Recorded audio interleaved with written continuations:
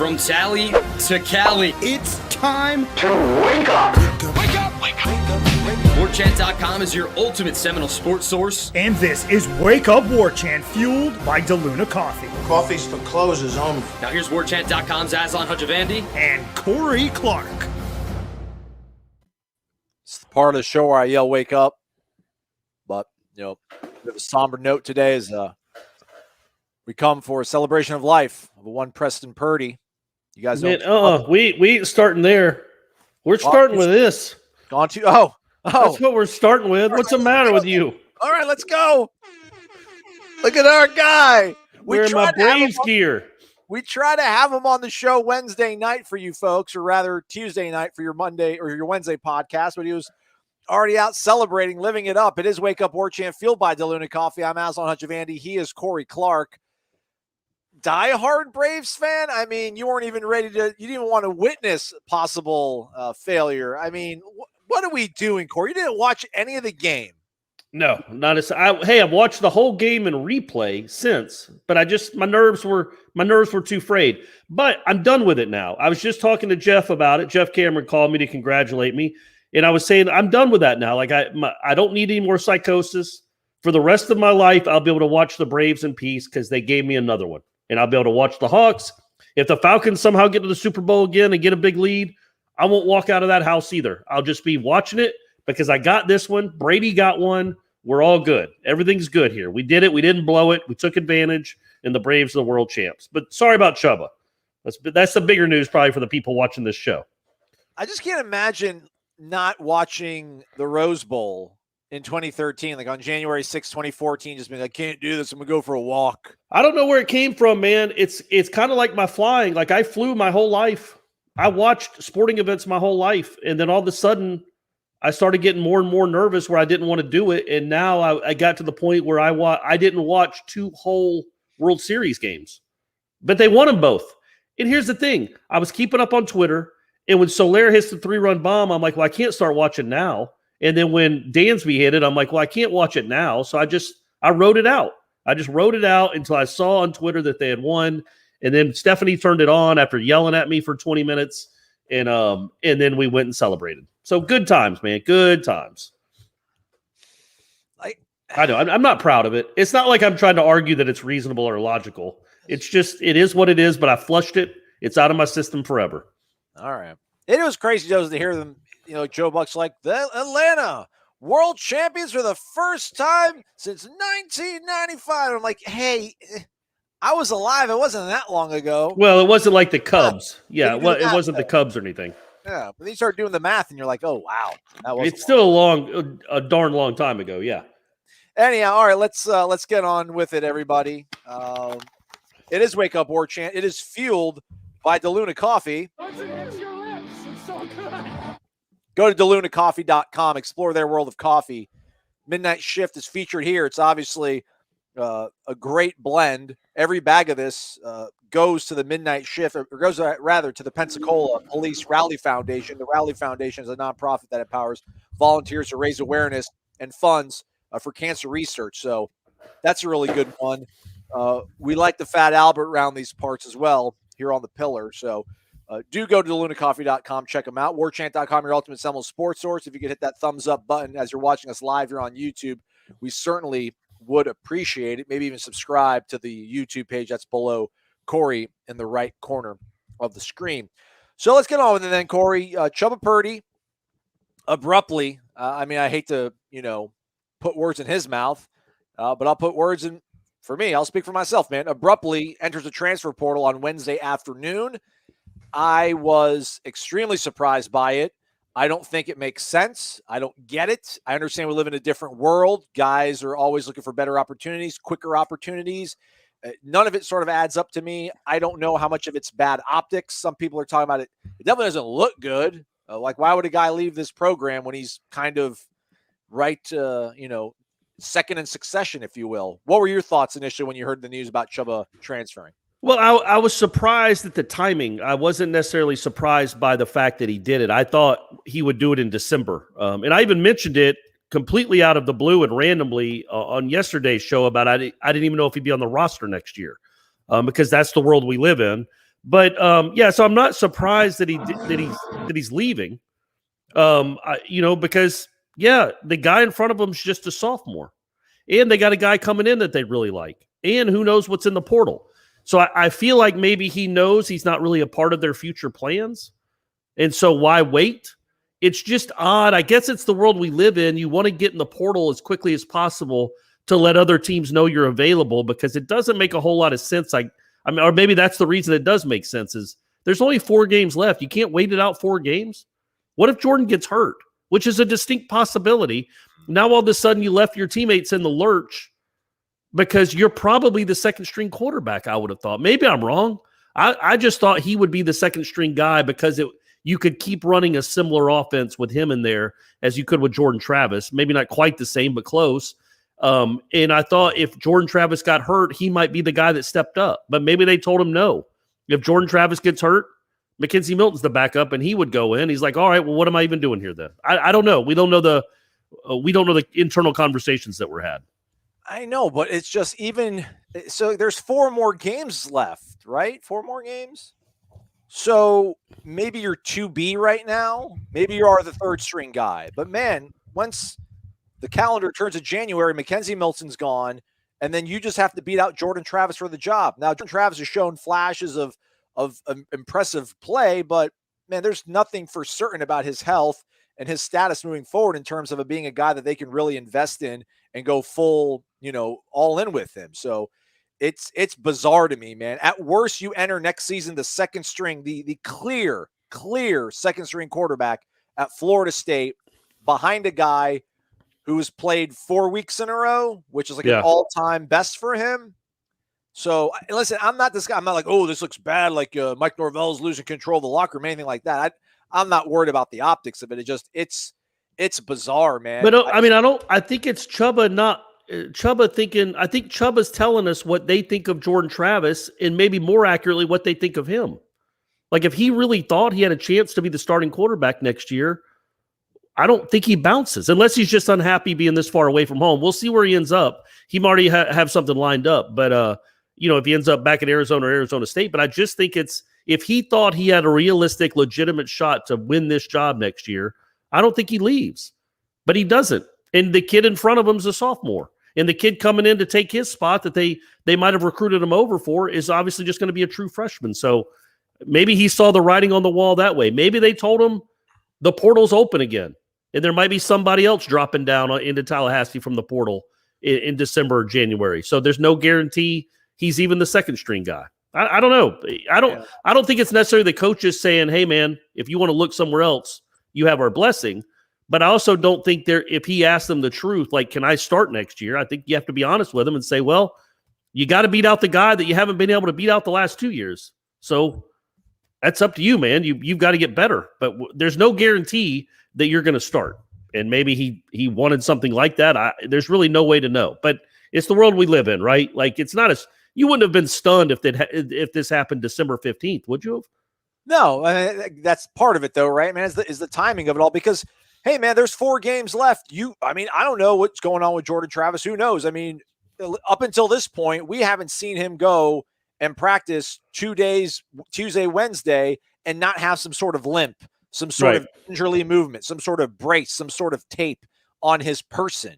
Man, you got 4 more weeks to where you could potentially start a game, or at least come in relief. If somebody goes down, it's just and seeing him walk off the practice field most days, man, he's always laughing. He's always with the quarterbacks. Like I felt at worst, at least he was going to be like a good glue guy, like just one of those happy-go-lucky, always smiling, has just a kind of a good disposition and knows how to roll with the punches.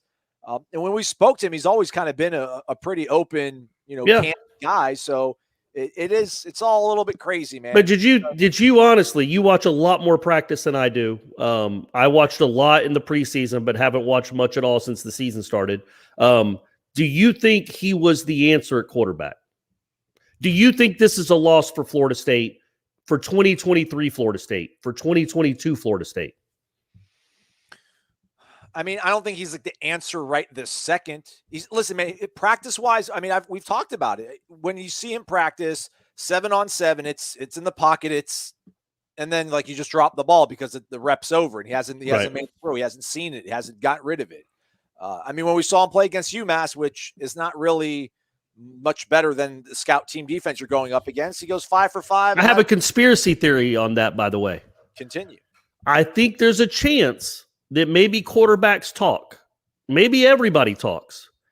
And my man wanted something on film. He wanted to just put something on film for prospective colleges. And maybe he told his teammate, who's 31 years old and has played 1 million games, hey, man, you would really do me a solid if you let me play two drives against UMass. I got to get some film, man. The second half of NC State was a year ago. That was another surgery ago. Got to get some film, man. Please let me play. Just throwing that out there. Like, do you reprimand McKenzie if that's the case? Oh, no. I think they were cool with it anyway, but also I don't think that really happened. I believe McKenzie that he wanted those guys to play, but I also don't think it's a complete coincidence that he finally got some reps and that is in the portal. I personally, just because I'm an old fogey and I'm used to college football being a certain way, I would have really, appreciated. It's not the right word. But maybe it is, if he would have stayed through the end of the year just to see what happened, because he might have really been needed. He might really be needed these last 3 or 4 weeks. And wherever he's going, he's not going to be playing right away. He can't play right away. So I would have liked to seen him, stay it out for the next 4 weeks in case the guys that he's practiced with for the last year and a half needed him in a close game. What if Jordan gets hurt against Miami and you've got a real chance to beat Boston College with Chubba Purdy, but he's not available now? That's a little bothersome, but I mean, look, man, coaches leave all the time. Players leave all the time for different reasons. They get recruited over. I'm not begrudging him leaving. I'm not even begrudging him leaving now, because this is the reality. You've got to jump in the portal, man. You've got to let people know. The LSU kid did it earlier this week. Like, this is just, if you're not going to play and you're not going to play, this is kind of the world we live in. Whether you like it or not, it's the way it is. I can't imagine that conversation where he gets that impression, though. Just like, all right, if Jordan goes down against whomever, what's the plan? We're going to go to McKenzie. All right, that's it. I'm done. Like, it's just 4 games. Just get through these 4 games, and then next year you're behind Travis. And again, man. But I don't know how the portal works in the sense, is it like recruiting where these coaches will go to some of these kids and like, look, man, you need to let us know by the end of this weekend, because otherwise we got to move on. So I don't know there's back. Yeah. For sure. High school coach or his dad and his, hey man, like if you think he can, be a week 1 guy for you, absolutely. Yeah. But also these coaches that might be interested in Chubba's services are also recruiting high school quarterbacks. They need to know if they really need to offer this high school kid that they're sort of interested in. Is Chubba even an option? And now he's letting teams know that he's at least an option.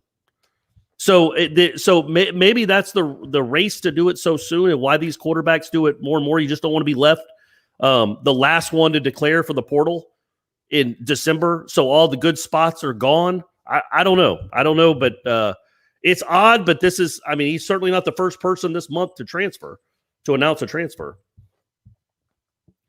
Doesn't make sense, man. It's fishy. It's fishy. I mean, but I'm not trying to say like there's some sort of, scandalous sort of situation going on, but just for what we know on the outside, from the outside looking in, it doesn't make sense. But maybe if Chubba, it'd be cool if he would have posted something on his Twitter or Instagram, like saying a goodbye farewell. I haven't seen one of those things, although I think he did a couple hours ago after it became news. I think he did. He thanked everyone. Jordan Travis hasn't been good enough to where if he goes down against Miami and you're trailing 21-10 and Chubba Purdy gets in that game because you're like, man, their pass rush is nasty. We don't think McKenzie can avoid it enough. We need to have some semblance of a quarterback run game to keep people honest. Jordan Travis isn't good enough. This coaching staff hasn't won enough games. They haven't won enough important games to be down 21-14 to Miami in the second half, and then Chubba Purdy comes in and leads them to 2 touchdown drives and wins them the football game, and then he goes back to holding a clipboard. That's just, I can't. I don't think that would have happened at all. I think he's legitimately in the race for that. But if something like that had happened, but it is what it is, man. He wanted to go on. Look, don't you think you were kind of surprised that he came back at all this year? I mean, he left in the spring. He left. He left and rehabbed in the spring, left the team, wasn't around for the spring game and for the last 2 weeks of spring. So I was surprised he came back at all. So, none of this is surprising. It's you have 4 quarterbacks on the depth chart. You're going to have at least 3 next year, maybe 4 if Rodemaker stays. And this maybe 5 if they get a portal guy. Who knows? But this isn't surprising again that he's leaving. It's just the timing in the middle of the week, in the middle of the season, when I thought he was a viable candidate to maybe get some reps if Jordan went down. But maybe we were wrong. Maybe the plan all along is the Mackenzie Milton's the backup quarterback, and it's not close. So, NFL designation, I don't know if we talked about it on the podcast the other day, but just in terms of the likelihood that they would go to the portal to get a quarterback. I mean, from doubtful, questionable to probable. I don't know. I think maybe questionable is where we would have been at 24 hours ago. I would say that they're more than likely going to have to go into the portal and grab a quarterback now. Yeah, I think so. I think it depends. I think they like the kid coming in for sure. Apparently he's left IMG. Apparently he left IMG today. So that's what I saw. He got hurt, right? He did something to his hand or finger or something. So he can't play anymore. That place is a weird place, man. Sorry if anybody watching has kids that go there, but if you do, you must have a superstar athlete, because that is a really weird place. Where the kids just go there, play sports, and then there's been a couple kids up here where I live in the Atlanta area that have gone there for a football season and then come back home to their home school for the rest of the year, like their regular school. It's just an odd, weird place. So maybe he didn't want to be a part of it. Maybe he's like, all right, I can't play anymore. I'm getting out of Bradenton. Is that where it is? Is it in Bradenton? Yeah, correct. So I do think they like him a lot. I do think they like Travis. But yes, look, man, the portal's always going to be open. It's always going to be open. You can't say no to someone if you think they can help your team. And there might be a quarterback that comes through the pike that can help their team. We'll see. There's going to be plenty of them out there. All right, let's keep this thing rolling. A lot of Braves fans wishing you well. Rob, thank you, buddy. I'm glad I'm not the only one. He can't watch either. Wes in the Villages clarifies that Duffy's no longer an IMG because he dislocated his ring finger on his throwing hand. So he's going to just get ready and shut it and get ready to enroll early at Florida State. But I mean, I don't know. You still don't want to. I mean, I get it. You didn't grow up with these guys. There isn't some sort of big bond to win a state championship, because I don't even think you play for a state title. It's It's a travel team, man. It is a weird situation. It's fine. It's like the Oak Hill. Brady might be going there soon. Right, probably so. Eric's here, y'all. Dollar bills, y'all. $40 from Eric. Thank you, Eric. Thank you very much, man. We appreciate you. I don't know if I saw an email from the boss that we didn't give you a shout out. I don't know if it was us or a different show. We've got so many shows on Warchant TV these days. But if we didn't shout you out, Eric, you know that we love you, man. But that still doesn't change the fact that we should always shout out when you support us like that. I got to hang out with Eric the last Corner Pocket show on Friday. I hung out with him for a little bit, talked up the game before the UMass game. So that was fun. UMass. Who comes to UMass from Cincinnati? I know Eric's big time, man, coming from Cincinnati for the UMass game. So Eric, yeah, man, you're always appreciated, buddy. I gotta get some kind of World Series championship merchandise. This is just a sweatshirt about them being in the World Series. I got to get one that says champs on it.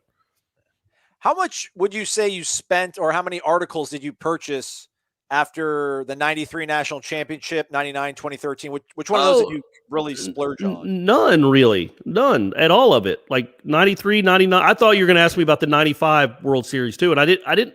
I'm not one of those guys. I didn't get a lot of merchandise after that stuff, and I feel bad about it. I should have, actually. Thank you, Eric. We appreciate it. Let's keep this thing rolling along here. Let's see.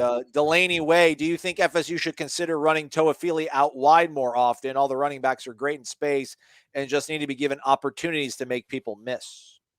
I've been thinking about Toafili a lot these last few days. That's a weird thing to say out loud, but I have. It's like when you see a long lost love. You're like, I've been thinking about you. What went wrong? Yeah, like I don't know that he's going to be a traditional running back like with like Ward and Corbin. Is he a guy you give the ball 15 times a game like you do those guys and on the zone read? Or is he a guy you try to get out in space with routes and wheel routes and, I guess not toss sweeps because nobody runs those anymore, but some sort of off tackle plays. I thought that was really big for him on Saturday to make a play like that. Remember, he is the first person that Norvell called when he got the job, the first recruit he called to try to get him to come to Florida State. They are in love with his athletic ability and his potential overall. He had a rough start to the season, but at least Saturday, and a little bit to the UMass game too, but it was UMass. Saturday reminded you, oh yeah, he's a freshman running back that has a lot of potential. And they've got to figure out a way because they don't have a lot of game breakers. They don't have a lot of playmakers. He's one of them. And I don't know how you get him more involved, but I feel like we'll see that the rest of the season. Let's go, Shane Kirkley. He was stepping up.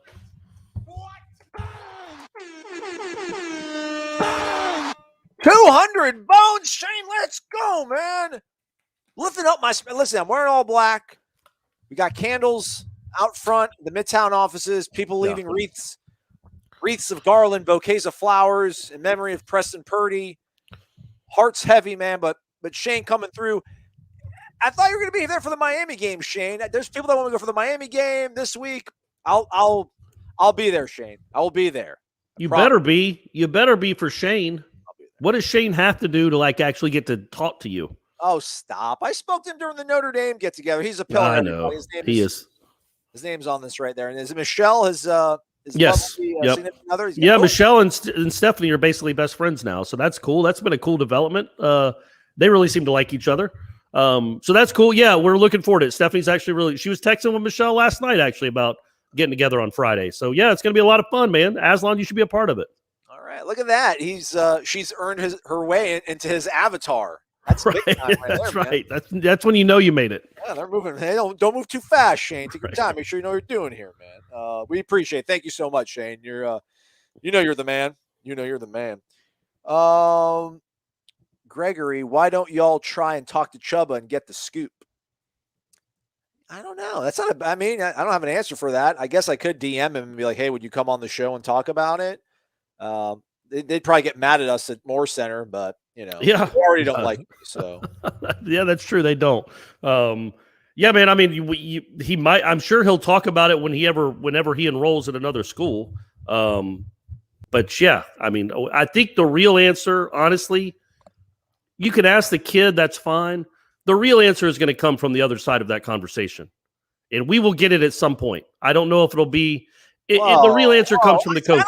I don't like that. No, I disagree with that, man. I don't think Mike Norvell's truth is any more legitimate or valid than what Chubba Purdy would tell us. I think that Norvell / Dillingham will lay out what the conversation was like. And I mean, I just, maybe I'm ageist, but I trust the 40-year-old's perspective and the 20. What's Dillingham? 22?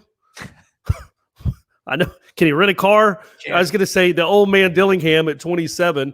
Maybe I just trust their perspective a little bit more. But I don't think anything would be said on the record by anybody. But I feel like we could get an idea of what the deal was. But it might just be Occam's razor, man. It's as simple as he knew he wasn't going to beat out Jordan Travis, and Jordan Travis is a sophomore, and the dude wanted to play. He's not Kyler Murray, man. Like. There's no way Chubba Purdy looks at practice and sees Jordan Travis and is like, nope. I mean, no way, man. You see? Apparently so. Well, what do you think the reason was? He just hates it here? I don't know, man. He doesn't think he's going to get on the field. That's why they all leave. They don't think they're going to get on the field. He doesn't think he can beat out the kid that he hasn't beat out the last 2 years. That's a problem, man. That's a problem. If they've fostered an environment to where they think the 13 is the answer for good for 3 years, I got a problem with that, man. I don't think that's the case at all. I think this particular player does not think he's ever going to beat out Jordan Travis. That does not mean A.J. Duffy thinks that. That doesn't mean they think that about A.J. Duffy, or they think that about old Spencer Rattler sliding through that portal. They don't think that. They don't think that either about him. I'm just saying with this particular matchup, it would seem one of those quarterbacks does not think he will ever beat out the other quarterback and wants to go play.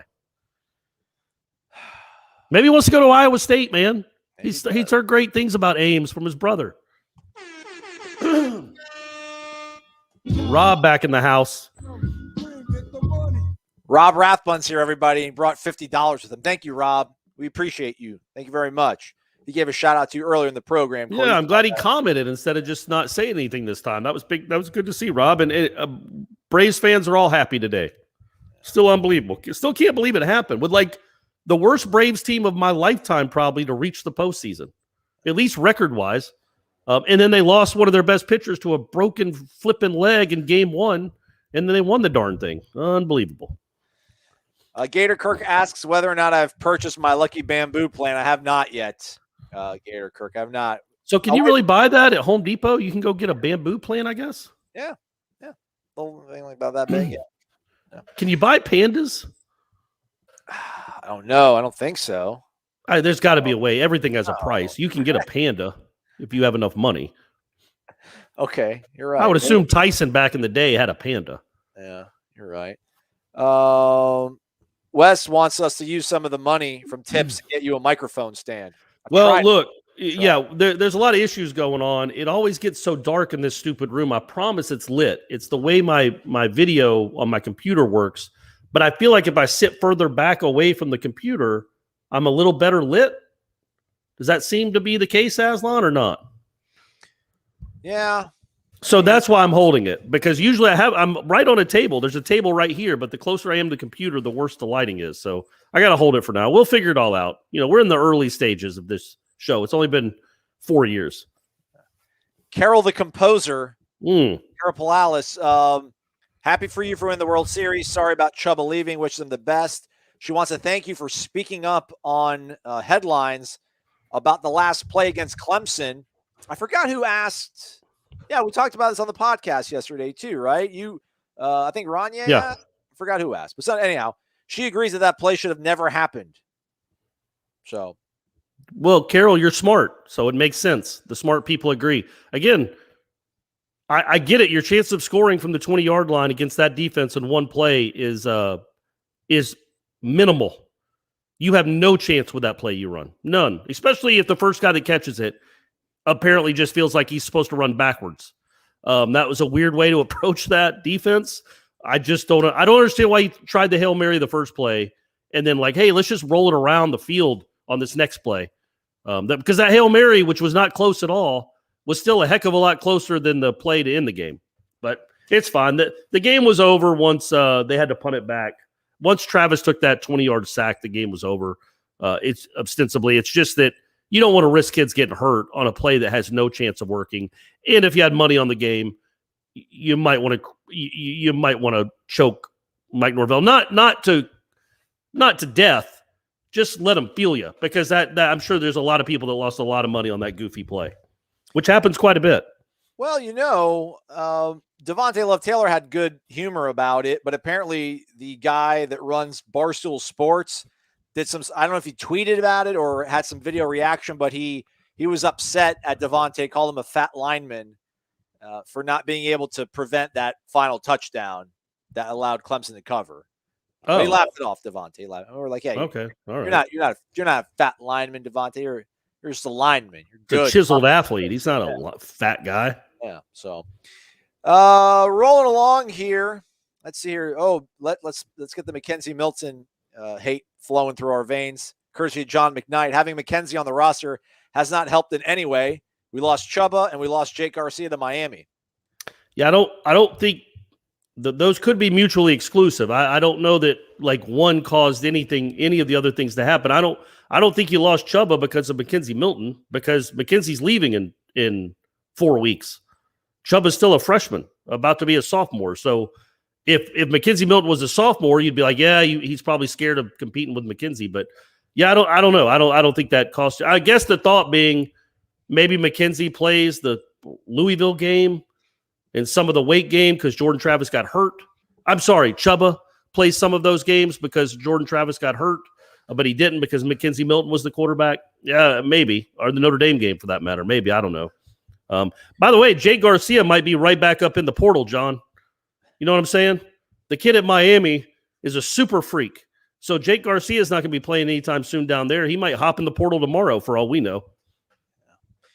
Rolling along here on YouTube. If you get that thumbs up button, we all would certainly appreciate it. Maybe even subscribe again to our YouTube channel. Oh, and I did want to say something else. We've talked about it before, but about McKenzie, and maybe it's all coach speak and Jordan Travis speak, but they talk glowingly about what he's meant to that room. I don't think Jordan Travis ever really knew how a quarterback carried himself.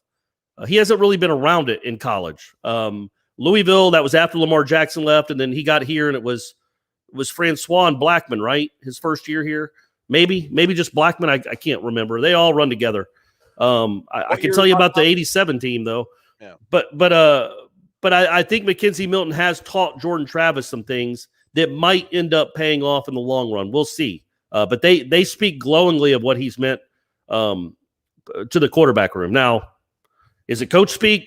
I don't have any reason to believe they're lying to us, but they certainly talk up what he's meant to the quarterback room, just as far as practice and preparation in carrying yourself like the quarterback of the football team. Folks, if you're into sports betting, you know how quickly those lines can change. And when you got a lot riding on those odds, it pays to stay ahead of the curve. How can you do that? Listen to a podcast called The Daily Tip by BetMGM. They interview insiders, whether it's bookies, Odyssey insiders, or BetMGM experts, to give you a fresh take on the action so you can be ahead of the curve, know why the line is why it is, and you can bet smarter. So we all want to do everything we're doing at a better clip, and doing it in a smarter way is the best way to do it. Hosts Michael Jenkins and Chelsea Messenger break down the big takeaways and make sure you know everything you need to bet smarter. So are you ready to bet with an edge? Tune in to the Daily Tip presented by BetMGM, weekdays 6 to 9 a.m. Eastern on Odyssey. That's like Audacity without the IT. Spotify, which we're also on. Jeff Cameron's on. Seminole Headlines is on. Or your favorite podcast app. Let's see here. Thomas Giddings is here, a.k.a. T. Giddy. Make some noise one time. Usually $10 gets you some noise, but he's giving us those sweet, I think I had somewhere over here, the ice hockey shirts, the club team. Oh, right, yeah. I was wearing that the other day. Thanks, Thomas. Yeah, I got to find out our guy, Ed Lemix wanted one. I got to figure out his size so Tom can get him one. Or Thomas. He says, let's go. Congratulations, Corey, on the Braves. Keep feeding the Panda Express. Yeah, I think they'll get more bamboo bites this week than they did last week for sure. I feel like you got to get more than you got to get them up to around 30. It'd be nice for Trayshawn to have a bounce back game. He obviously wasn't himself. That fumble was not great, and then the way he returned punts was not great. But he's still been one of your best players this year. Yeah, he and Corbin are good, and hopefully they can have a good game on Saturday. I don't want to blow up our guy's spot here, but again, shout out to Jimbo Jangles for authoring Panda Express. Ira, not a big fan of it. Doesn't seem to really appreciate it. I think it's brilliant. I think it's fantastic. Yeah, well, Ira doesn't know a lot of things, so I don't. Where are we going to trust Ira on what's a good nickname? Was he ever come up with one? No. He thinks he doesn't like the association with maybe not the best Chinese restaurant in the world, but it's not about that. It's not just about being a fast food Chinese restaurant. It's everything Panda Express. It's just it's like a Pony Express, like you said. It's the Pony Express. It's like SMU from the 80s with Dickerson and Craig James. It's just, it's been Dillinghammed. Thomas Giddings is ahead of the curve. $5 more. He says that he did send a FSU hockey shirt to the Godfather. Oh, there you go. Nice. All right. Maybe he'll wear it to the game the next time he's in town. All right. Georgia Ron likes Harrison Bailey from Tennessee. Says he's super talented. Telling Gator Kirk what's up. So, what is that about the portal? Yeah. Man, it's this is weird, man. We're gonna have to get adjusted to it, but like, I know recruiting rankings matter. I know it's important to get high school kids, but it is the Wild West. It's literally like you can look at any team that's struggling at all or might have a coaching change, even some that don't, like Georgia, but a kid that's not playing as much as he like Jermaine Johnson, and be like, man, I wouldn't mind that kid. Like when you lose a recruiting battle now, it's not final. The kid might, in 2 years, might be like, you know what? I made a mistake. I'm going to go back to my second choice. It's just, this is the way it is, man. You can look around Like, I want that guy. I wouldn't mind that guy. We need to get that guy and just see how it works. Scott A says, based on the few plays Chuba played, it looked like he had the best arm out of all the guys. Did you see the same in practice? I don't think none of these guys are especially gifted in terms of arm strength. I think Rodemaker has the best arm, like arm strength wise. Chuba throws a nice-ish ball. Again, though, yeah, he has a decent arm, right? It's probably stronger than Jordan's, or it is stronger than Jordan's, and stronger than McKenzie's. But there's so much more to play in that position than just arm strength. There's a million examples of that. And I'm not saying Chuba can't do it. He's a redshirt freshman. But just, it's just so hard to judge on the limited sample size we got from him. He was terrible his first 2 games as a true freshman, but that was an impossible situation to be put in. The week that he actually knew he was going to play, he looked pretty darn good against NC State in the second half after they were down 28-3, but still it counts. And then he looked okay against UMass, but it was UMass. I have no idea. What kind of potential that kid has. None. But I do know this. If he was awesome, he would have been playing at Florida State these last 2 years, especially this year. You know what I mean? If he was awesome, Norvell's not in he's not in the business of just playing some guy that's not as good as another guy that's behind him. If Chuba Purdy was good or great, or he thought he was going to be awesome, Chuba Purdy would be playing right now. Cameron asks, can Toafili be used like Alvin Kamara? You have to put him on the field a lot more. I mean, well, yeah, that's true. But yeah, like half of Kamara's touches are catches, right? Yeah. Seems like he's one of the probably league leaders in the NFL in receptions when he actually plays. I mean, sure. I don't think he's a guy you give the ball 22 times a game as a tailback. But I think he's a guy that you should give the ball, I don't know, 8 to 10 to 12 times a game right now. I would have said more before the season started, but I didn't know how good Trayshawn Ward was. Or Corbin was going to be, for that matter. So, but I do think he's a guy you can use out wide. You can split him out wide some. You just got to – he's a guy that can make people miss. And you don't have a ton of those dudes catching passes for you right now. James doesn't like Chuba leaving, thinks it's not showing great character. We'll agree to disagree on that. I mean, but I think you agree in the sense that, I don't know, like you'd be ashamed necessarily, but you do agree the timing is what bothers us. Like that you could help your teammate out here for the next 4 weeks. But again, like I explained, he might be the third string quarterback. He might have been told, buddy, you are the third string quarterback. And he's like, okay, well, I might as well get my name in the portal so people know I'm available. But you got, this is the world we live in, right? It's not the best. It's not, it's not what we grew up with, but it's the world we live in. John McKnight's got a flow chart. He's connecting dots, postulating. Oh, right. Yeah. Hey, but then, you're the third string quarterback, though. Like this coaching staff doesn't think Chuba gives them as good a shot to win as McKenzie.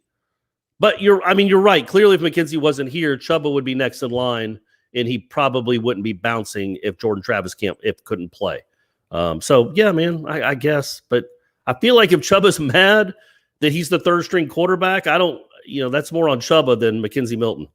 Yeah. By the way, the folks listening to the podcast, John theorizes that Chuba got mad that McKenzie's going to start this week if Jordan Travis happens to be out with the flu.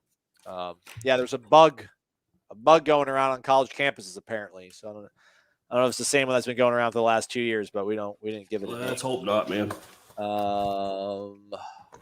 J Mac thinks it was a family decision, not Chuba. I don't know. At some point you're old enough to make your own decision. I get that families have an impact, and dads and moms have an impact, but if Chuba wanted to be at Florida State, no matter what his family thought, I think Chuba would still be at Florida State. Yeah, I agree with what Keith says right here, man. It's you gotta look out for number one sometimes. I know it's a team game, but sometimes you got to look out for number one. The world runs on individual pursuit of their own interest. Yeah, that's kind of all of us, really. There aren't many of us that are selfless. Well, I shouldn't say that because I'm completely selfless. Aslan, you know that. I could be anywhere in the world right now, and here I am doing this show with you. Yeah. Not because I want to, but because it's for you. What else would you be doing on your Wednesday night if you didn't have this to look forward to? So, yeah, not many people are as selfless as I am, but, yes, it's the way of the world, man. Coaches do it too. Norvell left Memphis. Kevin Saldana's here. Man, Hi, Kevin's Kevin. got a gun show. A gun show. You know, holding it high and tight. He can play Man. for. He can play for them all high and tight action. Yeah, that's right. Maybe that'll make my arms look good too. I don't know. Oh yeah. Oh, I see what you're doing, Kevin. That's all. You just got to get a football. Yeah, you got to peel the sleeve up a little more though. Yeah, it adds a few inches there. All right. Small pillar gang here. He says, "Hey man, it all counts the same. It all counts the same." I've seen a lot on the Warchant boards about Duffy not being the guy he's being hyped up to be. Opinion. Also, congrats to Corey's Braves. This is coming from a Yankee fan. You know what's crazy, Corey? I hated the Yankees growing up. I was a Braves fan. And Leyritz ripped out my heart and stuff, and then just seeing them win all the time. And I remember rooting for the Red Sox in 2004, which is probably the biggest regret of my life. Yeah. They were horrible. I actually find myself rooting for the Yankees a lot now. Then they're not winning, so maybe I should stop rooting for them. Maybe I'm the bad. You root for the underdogs, the old underdog New York Yankees. Yeah. Who have the biggest payroll in the world, and like they're the Manchester United, and they're going to get more. They'll probably get Correa or somebody like that. Well, thank you, Kevin. I appreciate it. I hope you enjoy the 27 you've already won as a Yankees fan. I'm going to enjoy this second one that we got. As for the question about Duffy, man, who knows? He plays on that team, which is a traveling road show of all-star players. And you never really know. Has there been maybe the Arch Manning kid? Like who can you think back to, Aslan, that was like absolutely can't miss coming out of high school quarterback that was awesome and you knew he was going to be awesome? Trevor Lawrence? Yeah, I think he surprised us though with how good he was so early. That's what you knew he could throw the ball 100 miles and you knew he had wheels, but you just don't know how quickly they're going to adapt, to the speed of it, what they see, their vision, all that stuff that really matters with quarterbacking. You just can't know 100%. I've talked to Jimbo about this actually. Look, man, Jimbo's the quarterback whisperer. We get it, but he also brought Cosentino on this campus. Wait. This is our time. Ain't their time. It's Right. our time. Yeah. Cosentino was in that room. Yeah. He brought some guys in that couldn't end up doing it at this level too. So you never really know until you get them on campus and see how they react. So I don't know, man. I don't know if he's had a good year or a down year. I know they like him, but you're not going to know if he's good or great until you actually see him in college practices against college athletes. Heck, he's playing with a college team there. I mean, good grief. They would beat some colleges, that team he played with. But yeah, I don't know. I don't know if he's being hyped up too much or not enough. We'll see. But yeah, Jimbo used to say that all the time. It's like, that's why he wanted to see him at his camp. He wants to see quarterbacks even more so than in a game. He wants to see them in a camp, and he wants to see how they trigger, how quickly they trigger, where their eyes go, how quickly their eyes go. And when their eyes see what they want to see, how quickly it comes out of their hands. That's what he was always recruiting. Most of the time it worked for him. Sometimes it didn't. But he's like, yeah, even Jameis, like he didn't know for sure about Jameis. He knew by the end of Jameis's redshirt freshman year, that November, yeah, he's going to be a super duper star. But in August, he didn't. And I know that for a fact. Now, Jameis got much, much better as that redshirt freshman season went on. I'm talking about when he was actually redshirting, 2012. And by December, Jimbo knew that Jameis was going to be a superstar. Mark says that Duffy had great reviews coming out of Elite 11. I mean, he finished 9th out of the 11 guys. But hey, they're the Elite 11, though. You know, I mean, it's like being runner-up at Miss America. I mean, you're still really beautiful and intelligent. So yeah, that's higher than you finished at the Elite 11 camp. That is right. I'm not trying to lead this program back to greatness, though. This sounded crazy at first blush, and it is crazy, but I love you, Rob. Why not just if you're going to run the ball, why not really just have Travis J be the quarterback then? That won't happen. But can we talk about Travis J for a second? Sure. What do you do with him, Aslan? What do you do with him? I told Ira, this was before the game, even before he got, just, I don't even know what you'd call what happened to him on that touchdown that he gave up. You either move him to wide receiver. There's options for him. I don't think it's taking at DB, but maybe you move him to wide receiver. Maybe you put 30 pounds on him and make him a tight end because Heaven knows you love tight ends around here. Or maybe you make, I was like, man, put 40 pounds on him and make him a rush end. Like, just do something to use his athleticism, because I feel like it's getting squandered. And I'm not saying the coaches are at fault, but this is a kid that does have some physical ability, and it just doesn't seem to be. You've tried him at safety, you've tried him at corner. Neither one is taken. He hasn't taken to it at this level. But you can't tell me that kid doesn't have a spot on a college football field somewhere. I don't know. There's got to be a way. There's got to be a way. I think wide receiver, that's where I would try him. But he's 6'2", 203, and Kalen DeLoach is 6'1", 220. You can close that gap in an offseason. I don't know why no one ever talks about him playing linebacker. Just keep moving him down the defense until finally, as last year, he's a nose tackle. Yeah, just keep eating food and we'll move you closer to the football. Yeah, that's right. That's how it works. Yeah, I mean, if anything, maybe he gives you kind of like a bigger body target in the red zone, but their red zone offense has actually been pretty solid. So I don't know. I think he's a guy that can make people miss. And, I know there hasn't been a lot of Travis J highlights this season or his career. He did have that crazy interception last year. And he goes and gets Hail Marys for the most part. But that return he had, you saw, man, there is a burst there. And there is a little wiggle there, even on the one he fumbled. Excuse me. There's a burst and there's a wiggle. And it's like, man, you can't use that anywhere. But you're right. 17 pounds, he's DeLoach's size. Sure. And he would be a lot faster than DeLoach, who, by the way, had a nice season. Yeah. Not a great player yet, but has had a nice season. Certainly better than we thought in Emmett Rice's stead. And by the way, I guess Emmett Rice and Warner are slowly working their way back and actually might get to play a couple games this year. I don't think Tyler Van Dyke and Rhett Lash are going to be able to sleep now. Right. True. Get Down or Lay Down asks, is it wrong that I'm looking forward to Chris Parsons in 2023? You're now anxious about that signing day. Man, we are moving on quick from Duffy.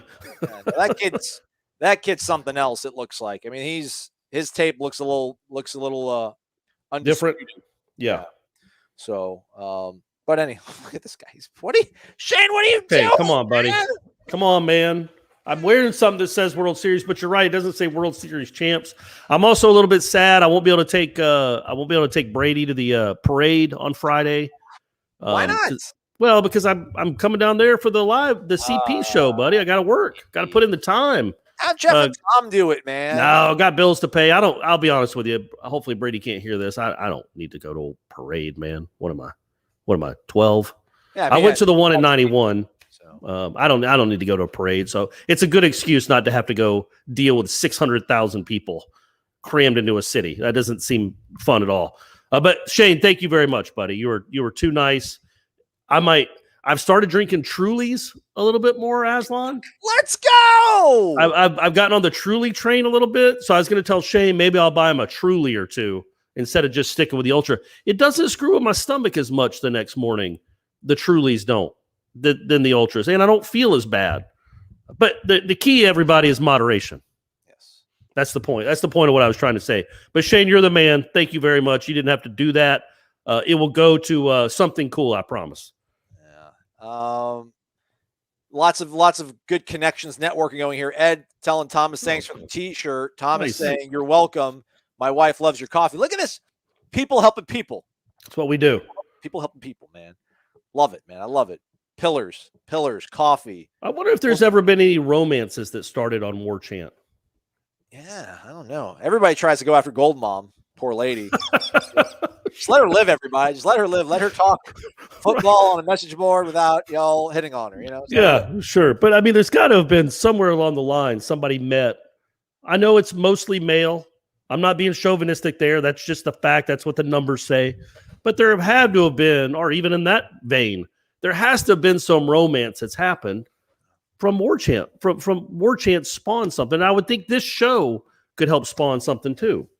Well, hey, I don't want to put the cart before the horse or whatever it is and get ahead of our skis or ahead of my skis rather. But I would think that New Orleans week 2, that's very fertile ground for a get together. Yeah. Big excursion, perhaps branded with the Warchant name on it. So bringing people together, that city, that feeling, beating Jimbo and LSU, partying in Bourbon Street afterwards, it's gonna get loose. Gonna get loose, man. All right. I think you're wanting to prophesize that. You're wanting that to happen for you. Oh man. Man, have any of your dates of people known who you are? No. Oh, all right. Well, that needs to change. You need to start building that up. Yeah. They'll always, oh, so what do you do for? I'm like, oh, do video for a website that covers Florida State stuff, and I also host a podcast. They're always like, you host a podcast? Tell me all about it. I'm like, it's not true crime or murder mystery. They're like, oh. Well, you should lie and say it is. Women love that. Like, women are all afraid that, like, I'm going to kill them, or not me, but like any man's going to kill them on a date off of a dating app. But then in their spare time, they just listen to tales of people getting murdered. And it's like trying to see the signs of what to look for, the red flags. Look at our guy, Kyle. Get down or lay down. Getting involved. Dropping dollars. Thanks, Get Down or Lay Down. $20 for our way. Thank you very much, man. If you're a quarterback looking at this program, do you see wide receivers who can get open constantly, or a solid run game that can help you with your play action game? You cats are the bee's knees. You're the bee's knees. Get down.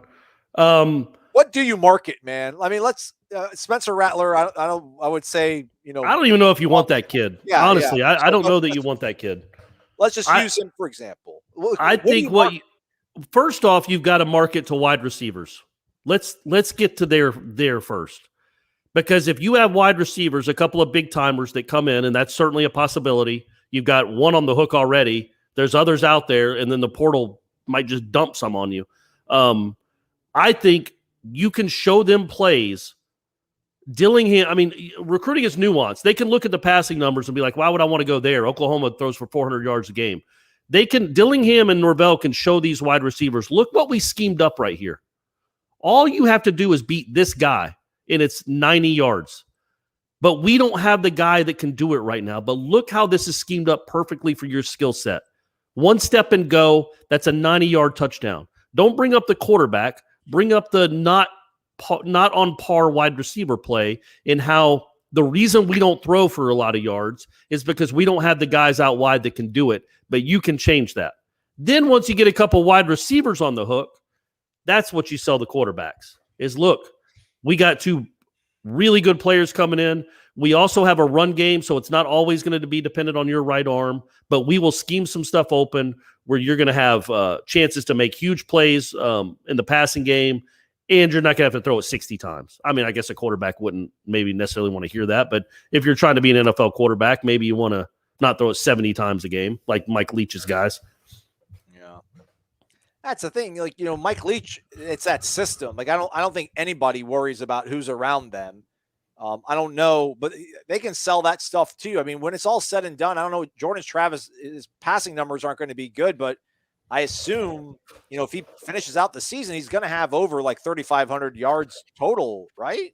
I mean, no, I don't think so. No, I wouldn't think so. In passing, no. No, not passing, but I'm saying overall. So that way they can always like, listen, if you're a quarterback for us, you're going to have 3,500 total yards. No, I would think, I think you can certainly sell that, but I don't think Jordan Travis is going to prove that. I guess if you added him and McKenzie up, it might be close to 3,000 by the time the season's over. But I feel like Travis is averaging like 200 yards per game, so that puts you at 2,500. Yeah, he's got 812 yards in the air currently. Yeah, and 340 on the ground. Yeah, not good. That's not. Yeah. And he somehow won 3 football games. I mean, 2 real football games, 1, exhibition. This is supposed to be an exhibition. Thank you, Get Down or Lay Down. We appreciate it. Thank you very much. Let's keep rolling right here. Rob Krause wants Florida State to be the one that spoils NC State's season for once. Get our own fat kid on a pole waving a shirt. There you go. Does NC State? So, yeah, I guess they do, huh? Because they've only got the one ACC loss. So if they beat Wake, then they're in, I guess that propels them into first. Yeah. Huh. Man, what a world we're living in. NC State and Wake are going to be playing for the Atlantic. I don't like this, man. I know my team just won. I'm excited about this, but 2021, what are we doing? But yeah, that would be cool. It'd be an upset. It would not be the upset on the scale of that one that night. But it would still be a really nice win for this program. Honestly, it would be a great win after coming off what you're coming off. to be able to bounce back from that and beat a good team, a bowl team, that would say a lot, I think. Yeah. Carol asked if Toafili's ready to play. I think he'll, I think Jay Sean and Trey Sean are more in the plans, if you will. I don't know, that's fake news. I feel like somebody's saying that somebody on Warchant, probably saying a poster. Somebody was talking about Spencer Rattler, making it sound like we reported something, but they heard it on the website. So not necessarily us. Nole Nation joins. Does Chuba open the door for Travis Shade, quarterback? We talked about that a minute ago. Maybe. R. Wilmer, not a pillar yet, just an old wooden porch post. I hope we can keep Mackenzie Milton in the quarterback room as a coach. Drops $20. Thanks, Mr. Wilmer. Or maybe Ms. Wilmer. Thank you. We appreciate it. Yeah, thank you very much. Yeah. Well, yeah. If Mackenzie helped push Chubb out the door, I don't know if they're going to keep the door open and keep a seat warm for him. But that was tongue in cheek mostly. I do think that that's something that could be in his future, but it certainly wouldn't be that quick. Dillingham might have something to say about that. But he could be a GA. I don't know what his future holds, if he wants to go back closer to home or if he loves the Sunshine State so much. But he could certainly be a GA probably anywhere in the country he wants, honestly. I mean, Smag is a GA at Texas A&M, I think.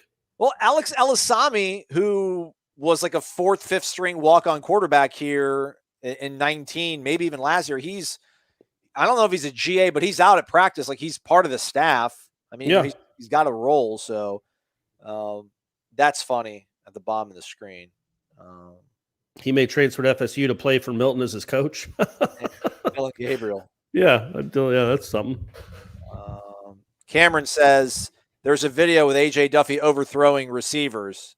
It's kind of scary, he says. It's just, we all have bad days. days. Maybe those receivers are really slow. Yes. He's getting ready for next year when he's throwing to the Travis Hunters of the world.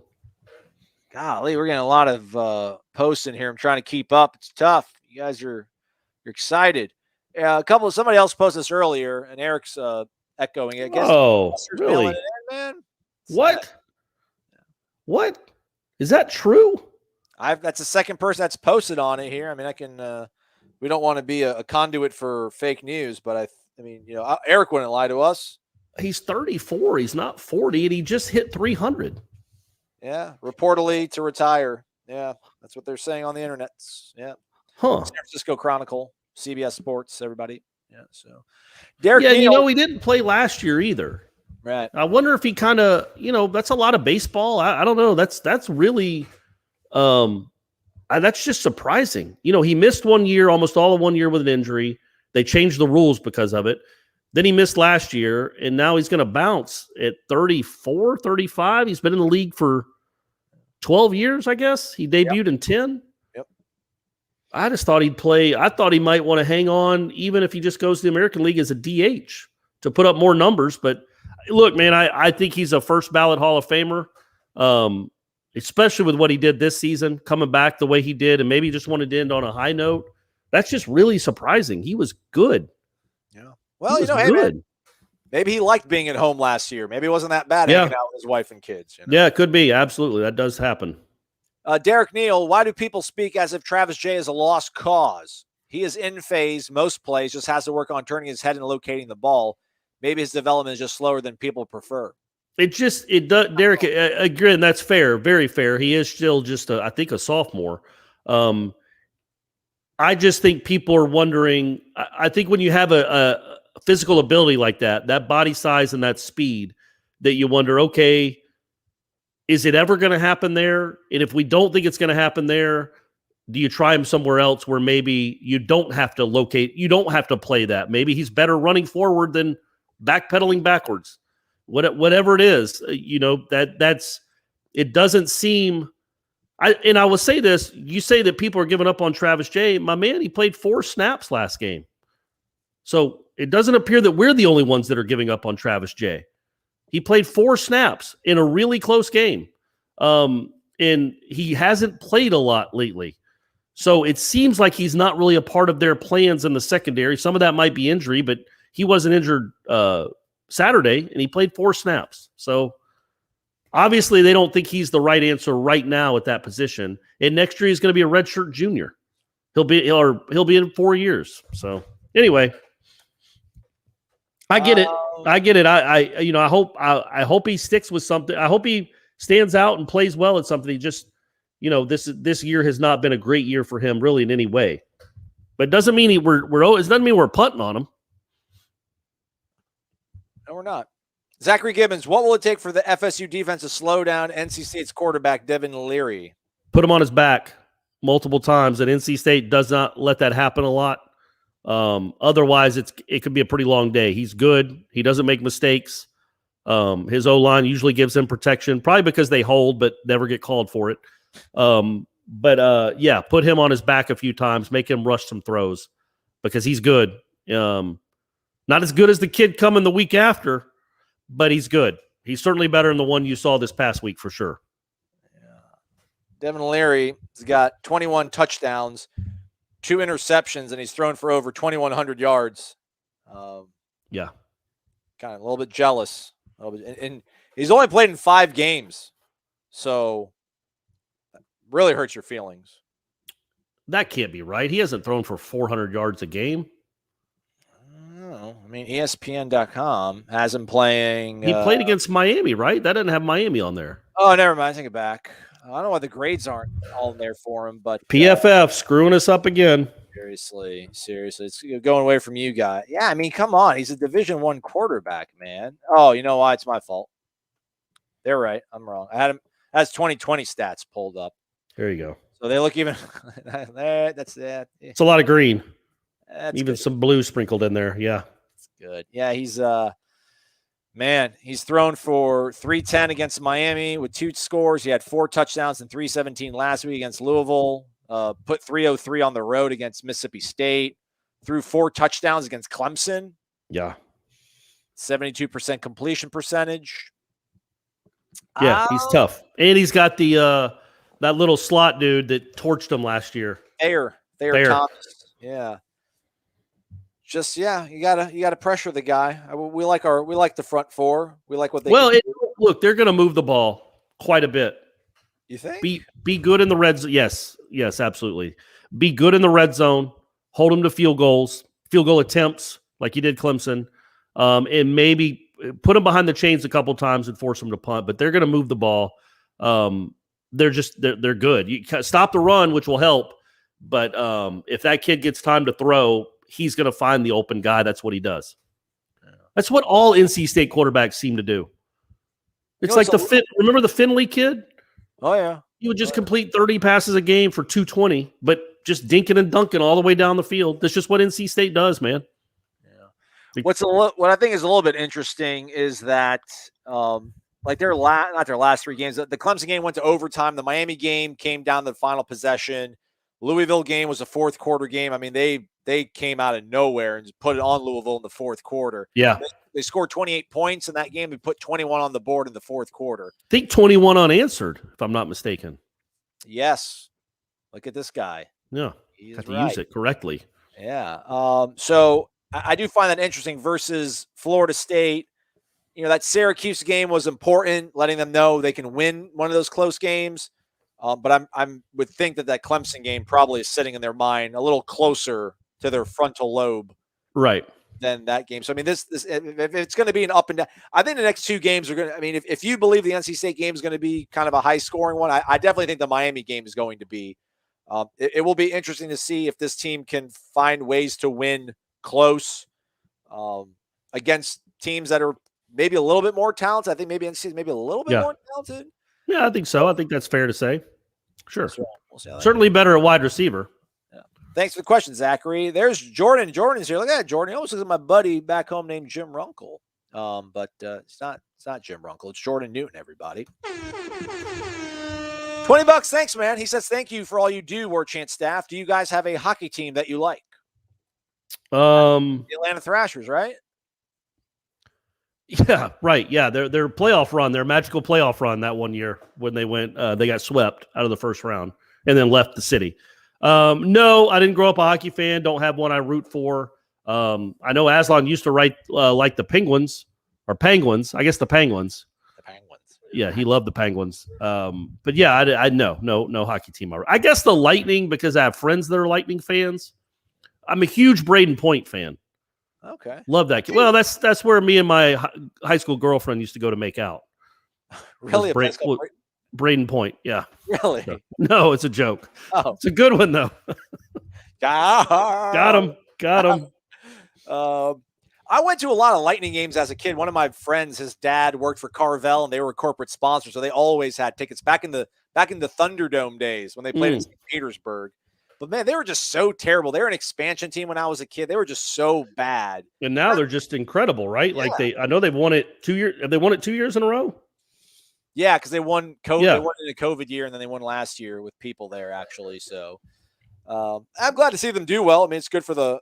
Although I'll tell you what, I'll admit it. In 2004, when they won the first Stanley Cup, I was kind of rooting for Calgary.